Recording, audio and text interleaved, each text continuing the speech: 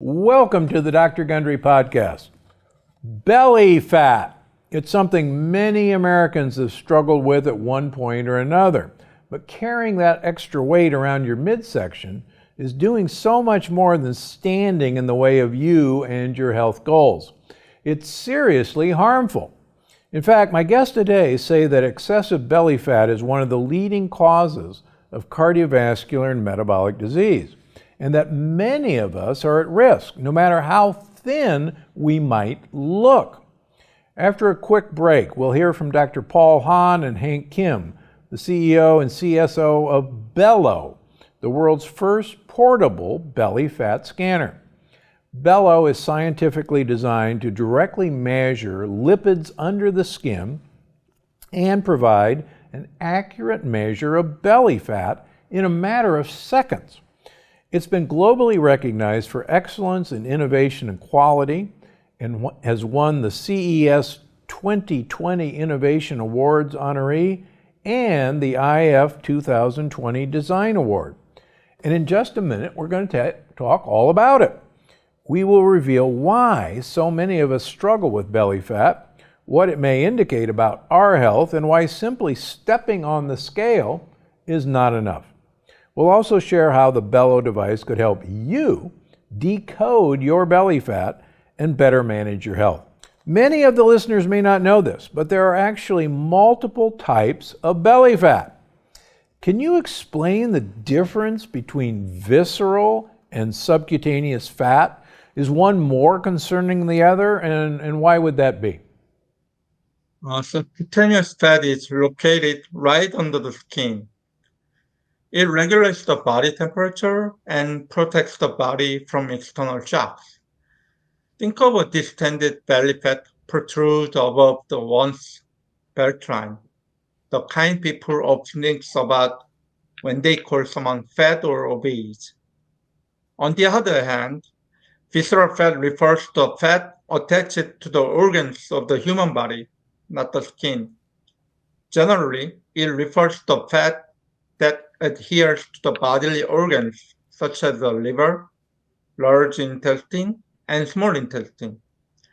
It may not always be obvious that someone has an issue with visceral fat because it may not always show the way subcutaneous fat does.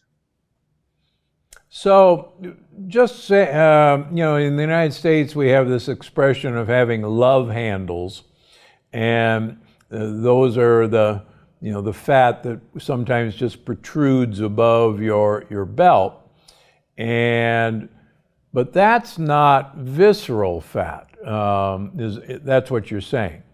And I think one of the striking things, and before I was a heart surgeon, I was a general surgeon, so I was in the belly quite a bit.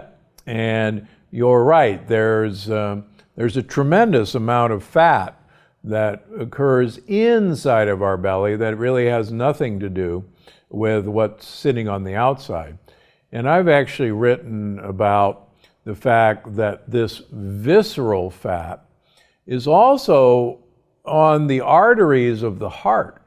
And interestingly enough, the more fat that's on the outside of the heart, the more likely that somebody is going to develop heart disease. So and this is also visceral fat. So I think knowing the difference between subcutaneous fat, or maybe love handles, and what's really inside, I think is actually really important. Now, how does the weight visceral fat accumulate in the first place? Can you share what the underlying mechanisms are? I've written about this, but I want to hear your take as well. Okay. Before we go further, I would like to explain a little more about, the why visceral fat is more dangerous. Yeah. Yes. Basically, the subcutaneous fat and visceral fat, neither are great. However, while subcutaneous fat acts as an energy source located under the skin, visceral fat does not stay in one place. This is the fat that travels throughout the body in one's bloodstream. So as it moves, it accumulates in various bodily organs, such as the liver and heart, something like that. In addition, excess visceral fat is particularly dangerous because it releases chemicals that cause various cardiovascular diseases and even cancer. To summarize all of this, the subcutaneous fat is the cause of externally messing up your body or damaging your external aesthetics. And the visceral fat is the cause of internally messing up your health. And if I explain more about this, there are many reasons to, the why the midsection, is a more, the bigger and fatter, something like that, and the accumulated more fats. However, one major reason is because our weight is very closely related to our eating habit. And the main cause of this is excessive calorie intake. For example, excessive intake of carbs turns into fat, and especially as people get older, since the enzyme that synthesizes fat is activated in the abdomen rather than the limbs, more fat accumulates in the abdomen than in any other part of the body. And hormonal changes are also an important factor in midsection weight gain. This is especially so in the case of a woman because they experience a rapid decrease in female hormones as they reach middle to late ages. These hormonal changes interfere with the breakdown of fat and creating an environment in which visceral fat is accumulated more easily. Also, alcohol also contribute to this. It does not cause an accumulation of fat, but it is very high in calories and does not make you feel full, so leading to overeating. Therefore, it is recommended to avoid excessive snacking while drinking. And a lack of exercise is also one of the main causes of weight gain. And if you don't exercise, you will gradually lose muscle and your body will begin to easily accumulate fat. But other than these reasons, the body naturally accumulates a lot of fat in the abdomen. There are tens of thousands of reasons why the abdomen is vulnerable to fat accumulation. So, just in the United States, liposuction is very popular for aesthetics, but a lot of people don't realize that liposuction is just getting rid of subcutaneous fat. It's not actually getting rid of visceral fat. Is that right? Excuse me? I missed you. So when people go and have liposuction and they see their fat disappear, I've actually had a lot of patients come back and tell me that they had all their fat removed, so they don't have any fat anymore. But liposuction doesn't remove visceral fat. That's a misnomer. I could remove visceral fat and take it out of your abdomen, but I don't recommend it as a surgical procedure. So I think your point is well taken. People can have a aesthetically pleasing result with liposuction, but be unaware that there's actually a silent killer still inside their belly. Is that a good way of saying that? Yes, right. And I like your point. Many people are, I think, aware of what we call a beer belly. And that's actually visceral fat that's accumulating from excessive carbohydrate and alcohol intake. So it's a real thing, correct? Oh, okay. You know what? In general, if the lower abdomen is convex or there is a lot of fat in thighs or buttocks, it can be considered as a subcutaneous fat type. Correct. And of course, this is difficult to get rid of easily with just a nutrition and exercise plan, especially in women. After childbirth or menopause, a lot of fat accumulates in the abdomen under the influence of hormones. These cases are more difficult to eliminate as they are deeply associated with circulatory disorders. In this case, through aerobic exercise or core exercise, you might need to burn fat cells and promote blood circulation to create a muscle to replace fat. On the other hand, if the upper abdomen is convex, there are many cases of visceral fat. Again, this visceral fat is also not easy to remove.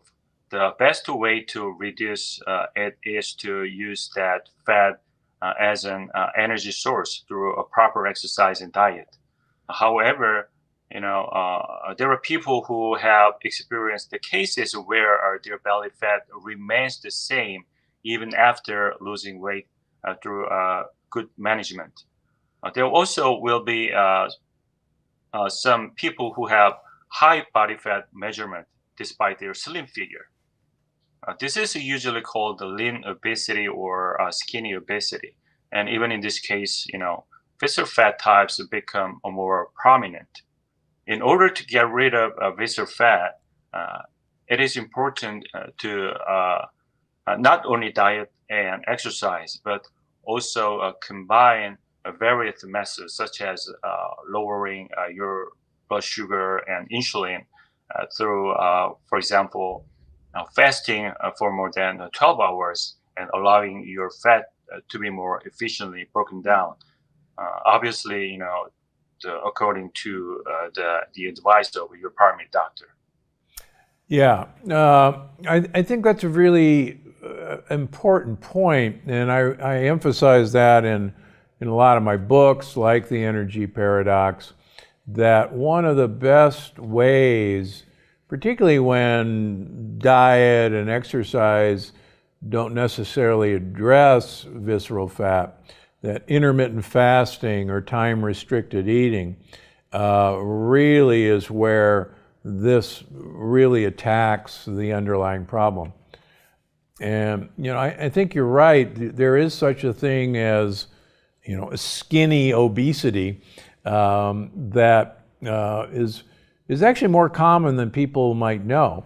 And I think that's one of the things I really like about your device is that people think about, well, I get on the scale and my weight is normal, or I look at my body mass index, BMI, and by my body mass index is normal.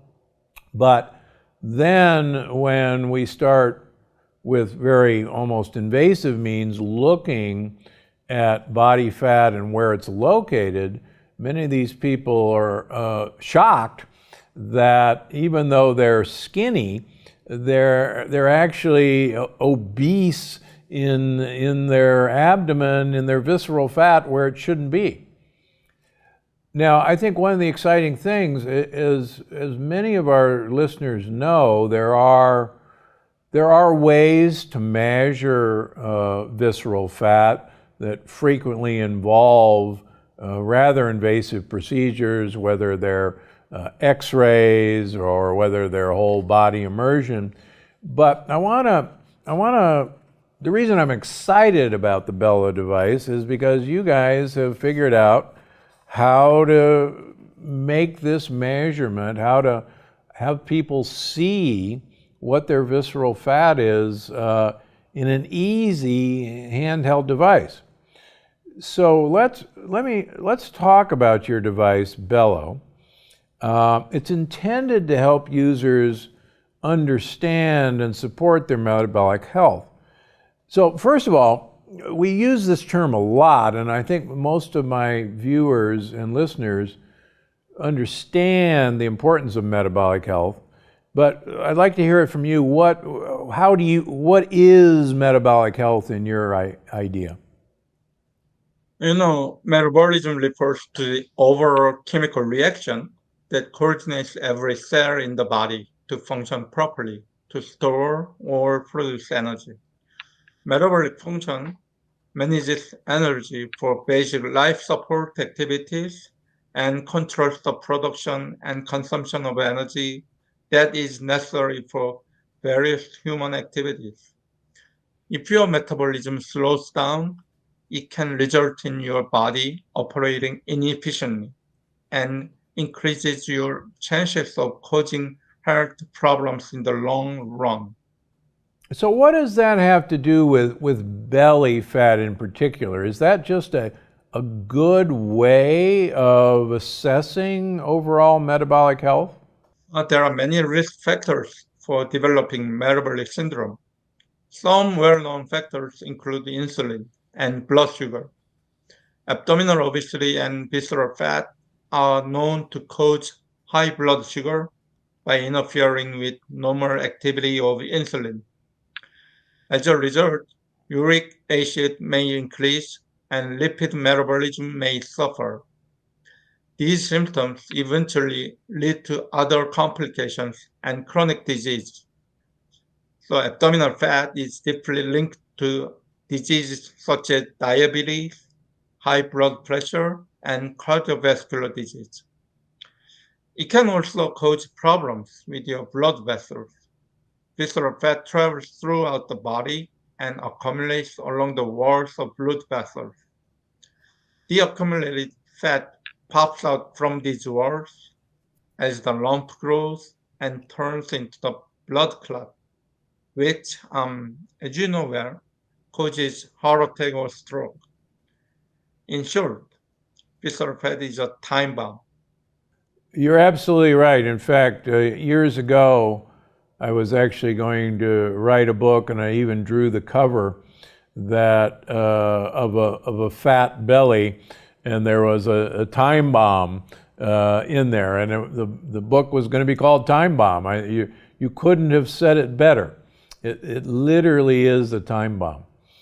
So why everybody's going to go, well, wait a minute, why can't I just hop on the scale every now and then? Doesn't my weight give a good indication of my health? As you know, it's true that weight is the easiest indicator of our health status. Of course, we need to control weight well. However, it's difficult to determine abdominal obesity, especially visceral fat, with just numbers on a scale. So, there are people who have visceral fat despite their lean body type, and there are others who have visceral fat and metabolic disease due to genetic factors or harmful habits, such as drinking alcohol and smoking, even despite regular diet and exercise. And I mentioned before, you probably would agree with me, so even if I get my BMI checked, and there's a lot of scales that check BMI, or I can look at a chart and look at my BMI, why isn't that enough? What are the problems with just measuring body mass index? Okay, BMI or body mass index is weight divided by height squared. Right? It presumes that most overweight people are also fat, while while this is often true, there are many exceptions. Men and women with greater than average muscle mass will weigh more and have higher BMI, but maybe more well than others with lower BMI. And conversely, there may be individuals who weigh less than average but have lower than average muscle mass and more fat without appearing to be obese. And nowadays, it has become very common to measure body composition as well as weight using a smart BIA scales that measure body composition. But if I strictly speaking, the measurement provided by these smart scales are not true measurement, but predictions. The BIA technology measures the impedance of the torso, arms, and Alex by sending a minute electrical signal through the body to estimate the amount of water contained in the body. It is just a technology that predict body composition by formulations based on the measured water content. It is a technology that continues to evolve, but it has some major gaps. Chief among them is its technological limitations that measure only the moisture content. Since the amount of water in the body composition is taken as a muscle mass, people with a lot of water in their adipose tissue may be mistaken for having a lot of muscle mass. Thus, there can be big changes in their composition according to their hydration status, such as diet, water intake, and urination. So the best way to overcome these limitations and to measure how much visceral fat is actually accumulated is through a radiographic method such as CAT scan or DEXA. However, if you have to be exposed to radiation every single time you measure your belly fat, other problems may arise. Because of this, we use near-infrared technology, in other words, nurse technology, instead of radiation to measure visceral fat. Since our nurse technology directly measures total hemoglobin concentration, oxygen saturation in capillaries and water and lipid and the tissue of interest, it overcomes the limitation of VIA technology and analyzes body composition more accurately by minimizing other interference. So I can say that, consistent quantitative measurement is the most optimal technique for standardizing health indicators. Yeah, I'd echo that. I have one of these impedance scales, and I actually have several of them, and I have them in my office. But you can fool these scales actually very easily. Many people retain about 2 pounds of water during the day, and since the conductance of electricity depends on salt water transmission, and fat is a good insulator, many of my patients are shocked when at the end of the day they may weigh more, but it says they've lost significant amount of body fat. And I use that as an example to show my patients that this technology can be fooled very easily. You're right, depending on your hydration status.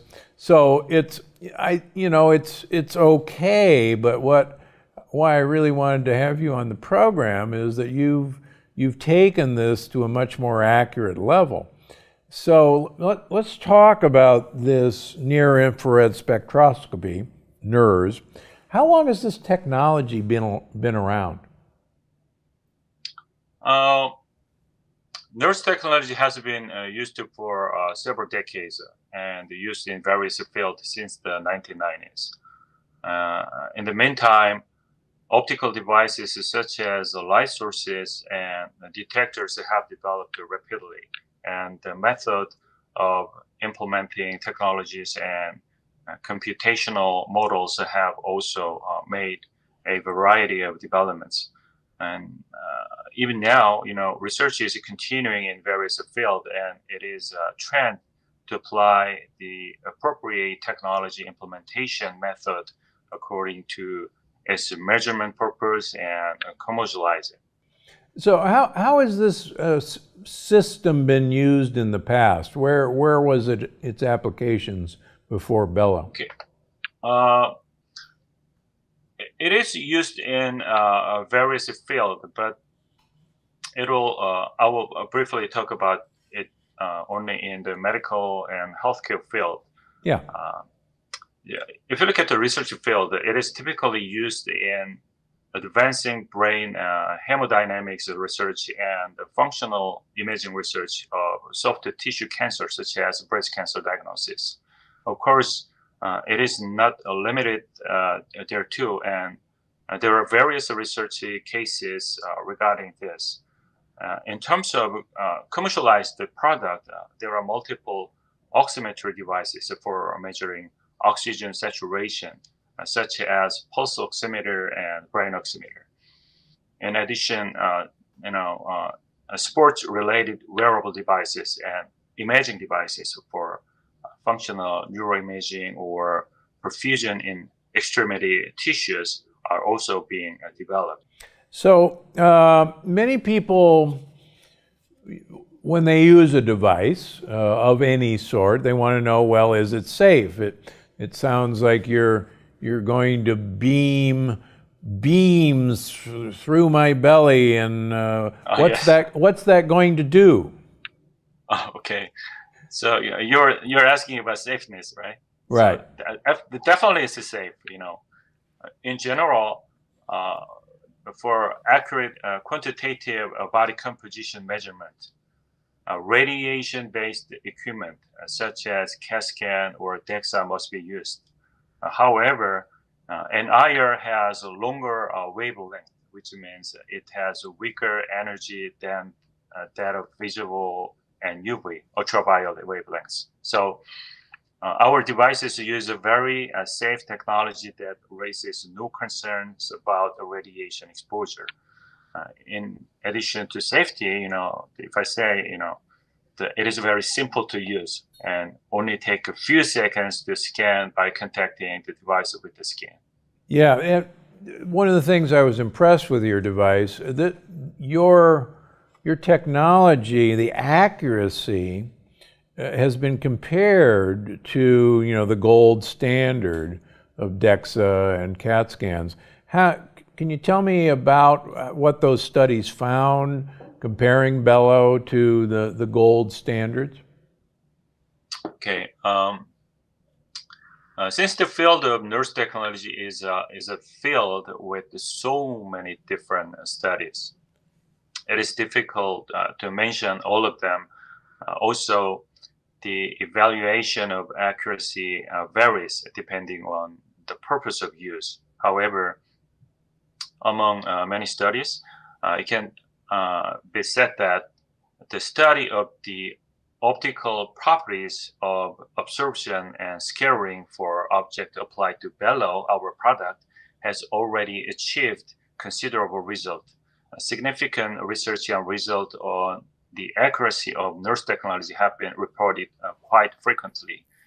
And it can be said that the accuracy has already been proven through a measurement comparison with existing diagnostic equipment such as CAT scan, DEXA, and MRI. Even now, many related researches are in progress, and our company is also conducting research for further development of the technology. So I think this area will become more sophisticated in the future. And Bello, our device, is also a product that has been validated for its accuracy through clinical research. In addition, upcoming products such as a next-gen Bello and the muscle measuring device called FIDO, which are about to release, are also being developed through conducting clinical research correlating with the CAT scan and DEXA in Korea and United States. In this study, our product shows around at least 92% and up to 97% of measurement accuracy depending on items compared to those reference equipment. Now I know you developed Bello, to look for visceral fat and to have a quick and portable and rapid assessment of visceral fat. But do you see potential for this whole technology to be a way of early disease detection? For instance, how do you see this comparing to ultrasound, MRI, or to CT scans? Okay.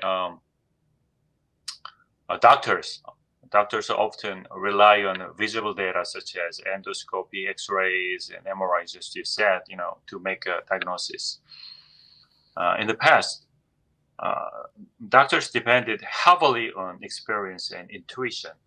But now, with the development of diagnostic devices, they have the technology to look into a patient's body without incision.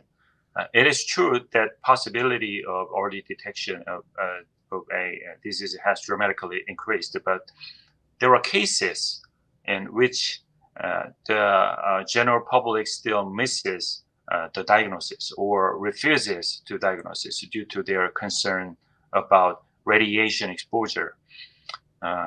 Compared to X-rays and ultrasound that see and interpret the structure or shape of tissues, nurse technology provides functional images to see and interpret physiological changes. So Bello measures the quantitative values of hemoglobin, fat, and water in the subcutaneous tissues by irradiating several near-infrared rays. Based on the values that are analyzed by putting those data into a specific algorithm, and it finds out what changes are occurring in our body and predicts which disease risk factors are at high levels. So, do you see this technology dominating the diagnostic market in the future? I mean, it sounds like it has tremendous potential. Yeah. At this moment, it cannot be said that nurse technology will replace the existing diagnostic technology. However, it's now in the stage of confirming its scalability through clinical trials. The best example is the early detection of breast cancer. For example, when cancerous tissue is formed in the breast, new blood vessels are created. Because sugar and oxygen are consumed, lipid drops, and hydrolytic enzymes increase. By measuring the quantitative values of these changes, a malignancy index can be calculated and compared with the patient's current physical conditions. And will you be initiating, or are there clinical studies that are going to start using this for that purpose? Yes, we are conducting clinical studies in Korea. All right.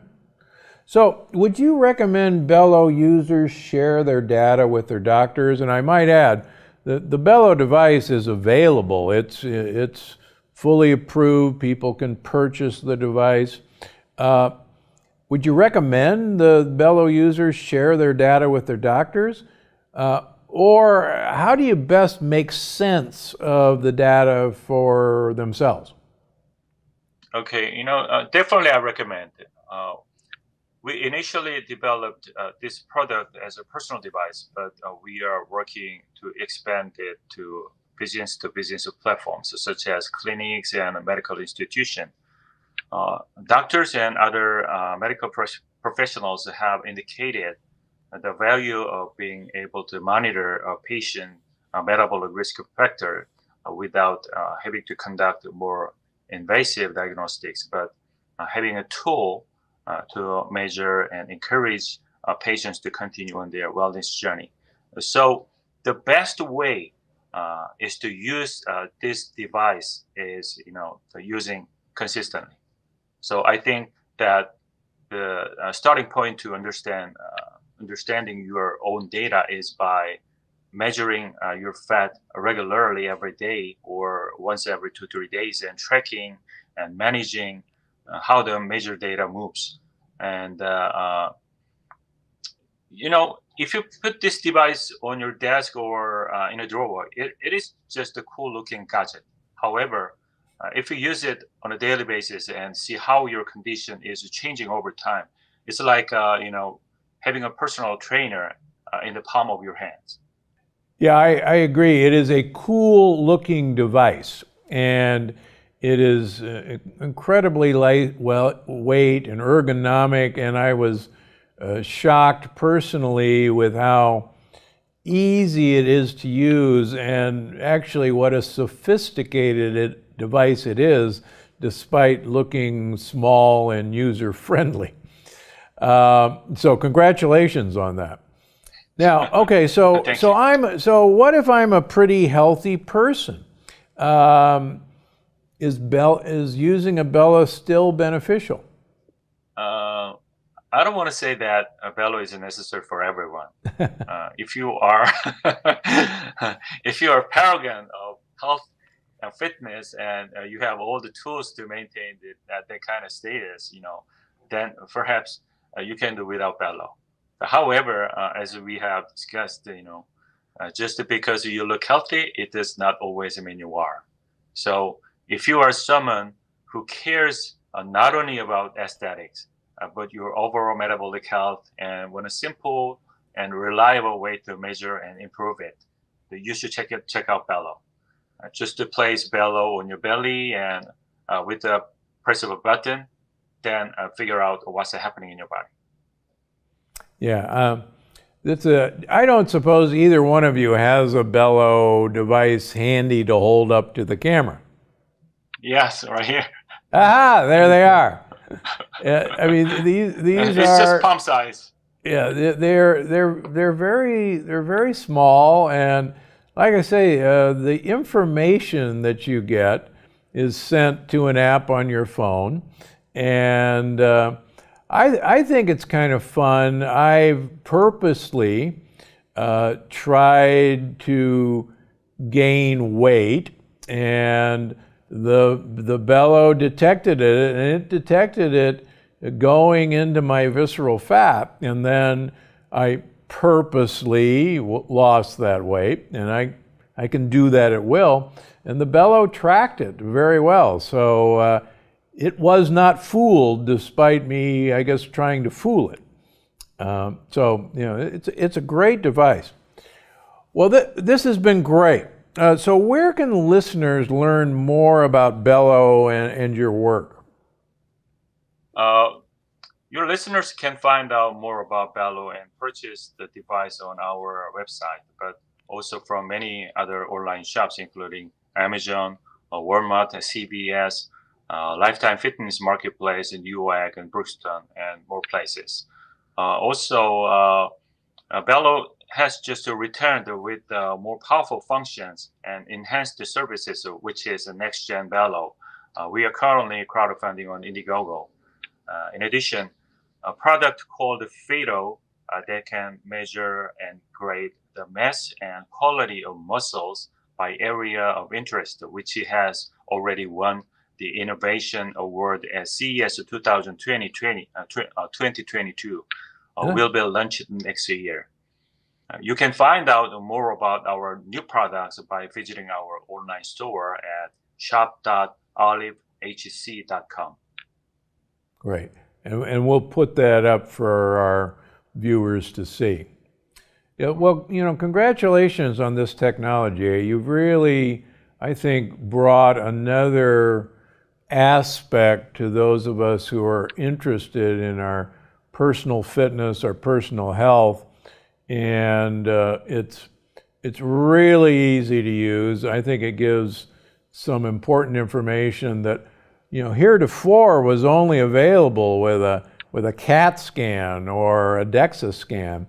And you're right, most people don't want to do that, nor should they. I think I should add. All right, well, both of you, thanks very much for coming on the podcast, and we'll keep in touch and looking forward to the next innovation from you. It's really exciting work. Okay. Thank you very much. Thanks for having us. All right, thank you. All right, it's time for our audience question. This week's question comes from Mohammed Bellatar, who says, "Thank you, sir, for all this good information. I have a question, please. What do you think about apple cider vinegar?" Well, I think apple cider vinegar is actually wonderful, and actually I think vinegars in general are some of the best health-promoting tools that you should use, whether you use them as shots, whether you use them in salad dressings. In my upcoming book, Unlocking the Keto Code, you're going to see why vinegars are so important to get into your diet and get into your body. And the reason why they work, I think is going to really surprise you. So that's a great question. Please enjoy your apple cider vinegar. If any of you watched my interview with Orlando Bloom, we toasted each other with shots of apple cider vinegar. He's a big fan as well. Review of the week. This week's review comes from Wanda McLaughlin, who says, "You saved my life. I came across your Plant Paradox book 3 years ago. I have read it 4 times, as well as your longevity book. They are always out highlighted and color flags because I am constantly referring to them, and I also have your cookbooks. Thank you, Dr. Gundry. You truly did save my life." Well, Wanda, thank you for writing about that. Again, this is why I do this. This is why I continue to see patients. This is why I continue to write. And this is why I do the Dr. Gundry podcast. For people like you and all my viewers and listeners, because I'm Dr. Gundry and I'm always looking out for you. We'll see you next week.